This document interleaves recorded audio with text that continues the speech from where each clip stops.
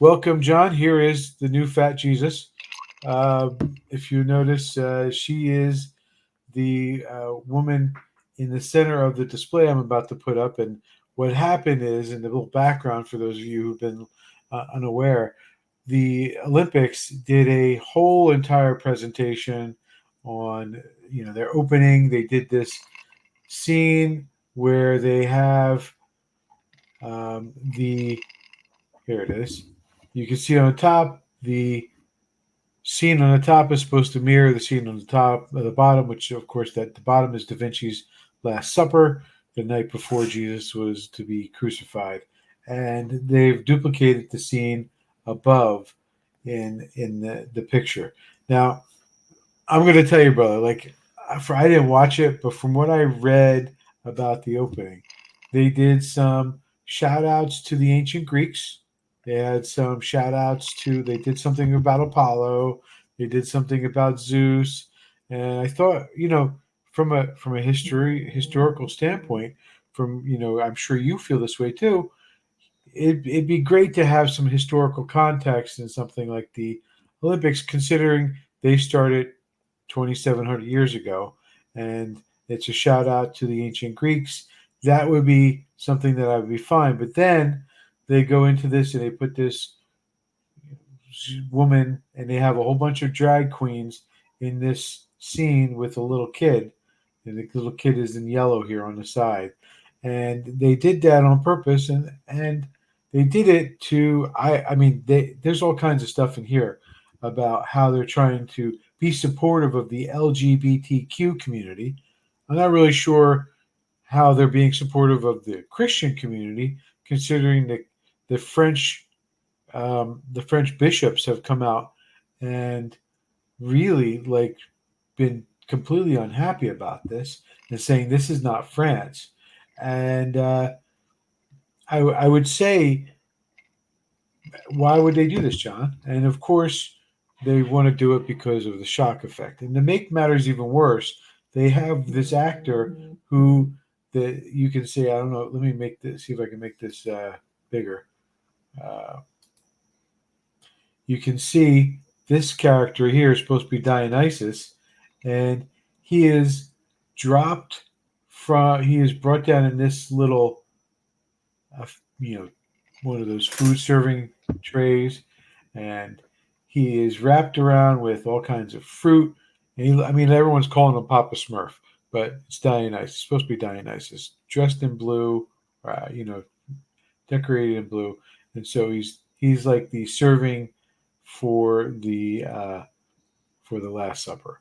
So it is completely disrespectful to Christians, and I'm just going to say how people are going to say, how is this disrespectful to Christians, right? That's what the that's what Right. no, John. That's what they said. I am kidding you not. I mean, let me mention. Here's the article. Some connect the tableau to biblical scene Da Vinci portrayed in the Last Supper when Jesus Christ and his apostles shared in a final. Some? Come on, give me a break. In one scene, it's just, it blows the mind. Why are some connecting a scene in the Olympics opening ceremony to the Last Supper? It's not mockery. They say it's not mockery. But here is Maybe it was an Bishop. accident. Maybe it was an There's no accident. action. Yeah, okay. Here is Bishop Robert Barron. Um, and by the way, I don't know if you know, last week was a big convention for Catholics in Indiana. Um, my my priest in my local church talked about it, about how it was wonderful, and then this happens at the Olympics. This is Bishop Barron. Just a few days ago, I was in Indianapolis for the marvelous celebration of the Eucharistic Congress. 50,000 Catholics coming together to worship the Lord and celebrate the real presence of Jesus in the Blessed Sacrament. So I come from that experience, and I come home, and I love the Olympics. So I turn on the opening ceremonies of the Olympics. What do I see now? And it's in Paris, France, a city I love. I spent 3 years as a doctoral student there. What do I see but this gross mockery of the Last Supper? And I won't describe it any further. Just go online. It's gone viral. You can see it. But this France felt evidently, as it's trying to put its best cultural foot forward, the right thing to do is to mock this very central moment in Christianity where Jesus, at his Last Supper, gives his body and blood in anticipation of the cross. And so it's presented, though, as this gross, sort of flippant mockery. France, which used to be called the eldest daughter of the church, Paris Yeah, gave us it was the taught, jewel. taught there, and Vincent de Paul was there, King Louis IX, St. Louis. France has sent Catholic missionaries all over the world. France, whose culture, and I mean the honoring of the individual and of human rights and of freedom, is grounded very much in Christianity, felt the right thing to do was to mock the Christian faith. A question I would pose, we all know the answer to it. Would they ever have dared mock Islam in a similar way? Would they ever have dreamed of mocking Yeah. in this gross, public way, a scene from the Quran? As I say, we all know the answer to that. I think, folks, what's interesting here is this deeply secularist postmodern society knows who its enemy is. They're naming it, and we should believe them. They're telling us who they are. We should believe them. But furthermore, we Christians, we Catholics should not be sheepish. We should resist. We should make our voices heard. So that's Bishop Barron. John, and I would simply say to his point, I challenge the next Olympics, wherever it may be.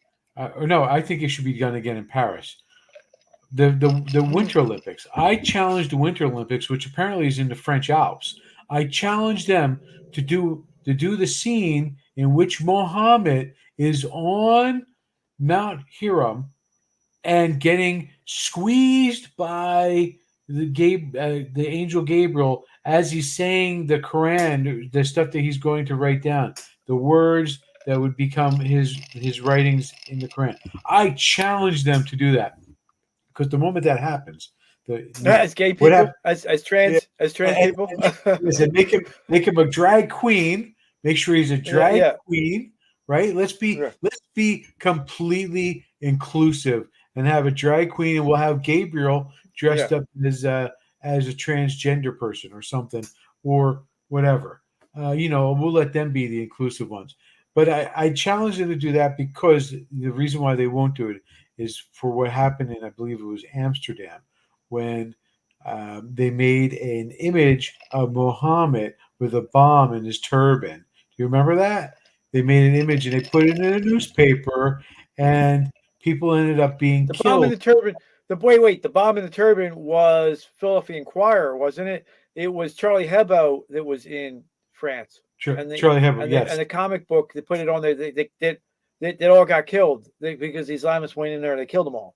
Yes, they won't do that because they won't want to anger the people of Islam, and because they know what kind of backlash they'll get.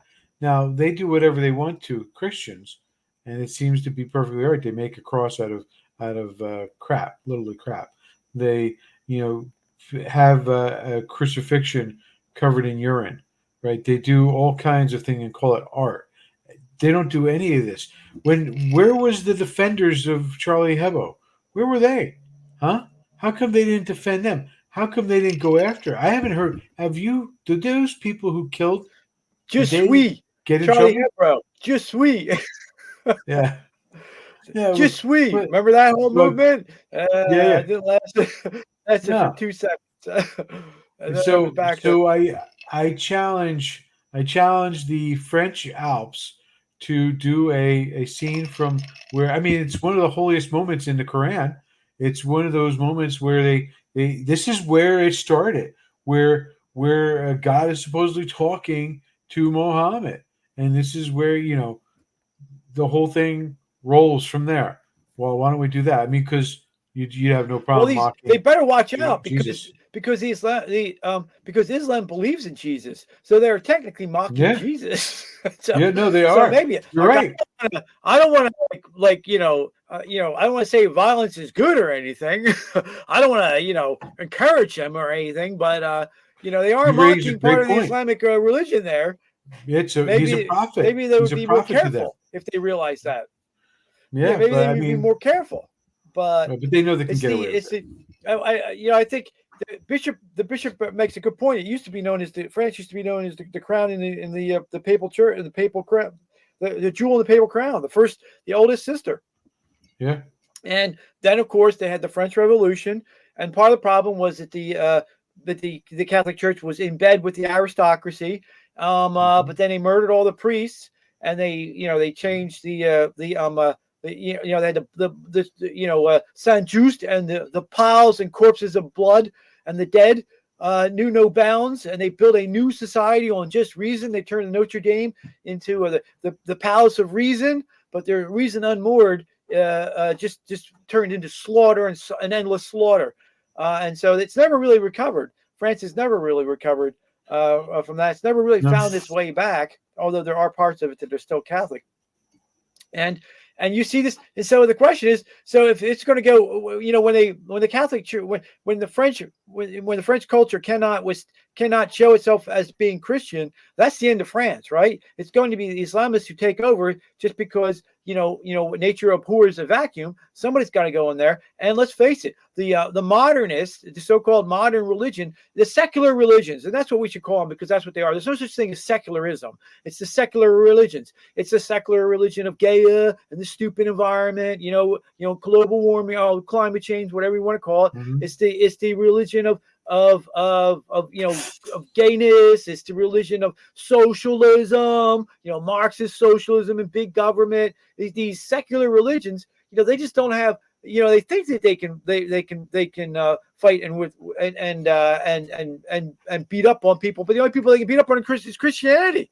So they're not going to survive very long. I think maybe we should look at getting out of Europe, except that it's got Poland and it's got certain sections of Europe that are really good, strong, free loving and God loving countries. You can't have it any other way. And so they would be our natural ally, and we have to stand with our natural allies, because it's going to be us against the world, the darkness of the world. So France is going in a bad way. It's going dark, because it'll go dark because it can't withstand. It can't look at itself and go, listen, we got to be free, and we got to be godly. We got to be godly, and we have to base our reason on it. And that's why you see the death of France. You're going to see the death of France. You're going to see the death of Europe. England is how much further is England behind it? Germany, the old parts of it that are giving up their Christianity and headed straight into the darkness of barbarism. It's a bad look, guys. Brother